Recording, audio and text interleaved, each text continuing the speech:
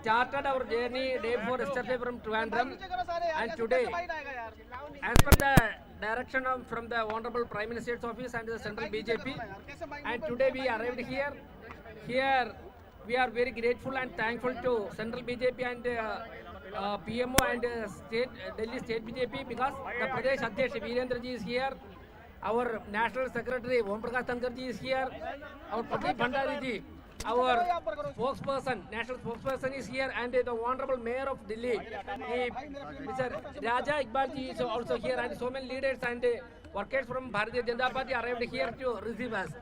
We are very happy. We are again I would like to express my sincere thanks to you.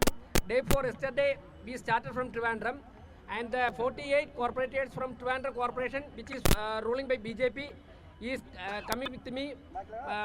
My Deputy Mayor Achanath and our BJP State Vice President and State District in charge Mr. K. Soman, and so many BJP leaders are also accompanying us. This is a journey. This is a journey, a wonderful journey, and we will be attending Honorable Prime Minister's meeting and Honorable Urban Development Minister Manohar Lal Khattarji's meeting, and we will be attending the meeting of Honorable Home Minister Amit Shah ji, and National President Nidhi will be also attending our meeting. I think that from these all meetings we will get great experience for the development of Kerala. This is a wonderful experience, and definitely I think that the victory in Kerala will be definitely reflected in the coming assembly election there. Throughout this journey, in Tamil Nadu, Andhra, Maharashtra, Uttar Pradesh and Delhi, in different stations, different railway stations, the workers from there, especially in Andhra Pradesh, including the state president, in so many other cities, the mayor of that cities arrived there to receive us. I think that the victory of Kerala, not only reflecting in Kerala, it is also reflecting the national political scenario also.